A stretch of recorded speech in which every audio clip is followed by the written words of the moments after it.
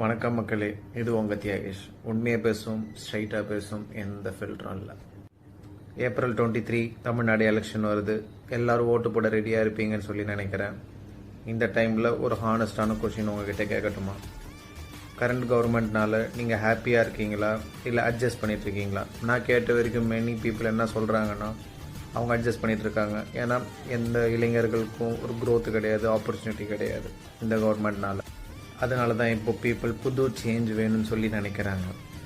அங்கே தான் இப்போது நம்ம தமிழக வெற்றி கழகம் உள்ள வராங்க. ஏன்னா இது வரைக்கும் எத்தனையோ கட்சி ஆண்டிருக்காங்க தமிழ்நாடு. ஆனால் இது வரைக்கும் ரொம்ப நல்லதுன்னு சொல்லி யாரும் பண்ணதில்லை. ஊழல்னு ஒன்று கண்டிப்பாக பாலிடிக்ஸில் உண்டு, அது இல்லைன்னு சொல்லவே முடியாது. ஆனால் டிஎம்கே என்னை பொறுத்த வரைக்கும், நிறையா மக்களை பொறுத்த வரைக்கும் ஒரு நல்ல ஆட்சி அவங்க கொடுக்கல யாருக்கும். ஸோ பீப்புளுக்கு ஒரு சேஞ்ச் வேணும். அப்படின்னா அவங்க ஓட் போடுற அந்த ஒரு டிசிஷன்லேயுமே ஒரு சேஞ்ச் நடக்கணும். டிஎம்கே சொல்கிறாங்க, நீட்டில் நான் கேன்சல் பண்ணிடுவேன் எங்கள் ஆட்சி கொண்டு வந்தால். 5 வருஷம் ஆச்சு, அதை பண்ணலை. அது பண்ணவும் முடியாது. அது சென்ட்ரல் கவர்மெண்ட் ஆர்கனைஸ் பண்ணி ரன் பண்ணிகிட்டு இருக்கிற ஒரு விஷயம்.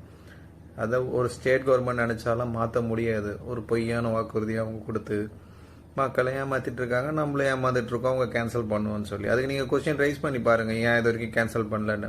போயிட்டுருக்குன்னு சொல்லி சமாளிச்சுட்டு போயிட்டே இருப்பாங்க. ஏன்னா அதையும் நம்புகிற மக்கள் இங்கே இருக்காங்கல்ல. 2021 வரைக்கும் தமிழ்நாட்டோட கடன் மொத்தமே 4.5 lakh crore தான் இருந்தது.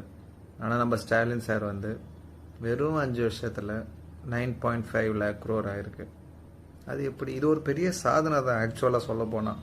ஏன்னா எவ்வளோ பேர், ஜெயலலிதா அம்மா, கருணாநிதி ஐயா, அண்ணா, எம்ஜிஆர் எல்லாருமே ஆட்சி செய்த காலத்தில் மொத்தமாக அன்டில் 2021 வரைக்குமே வெறும் 4.5 லட்சம் கோடி கடன் தான் இருந்தது தமிழ்நாட்டுக்கு. ஆனால் இவர் வெறும் 5 வருஷத்தில் 5 லட்சம் கோடி கடன்.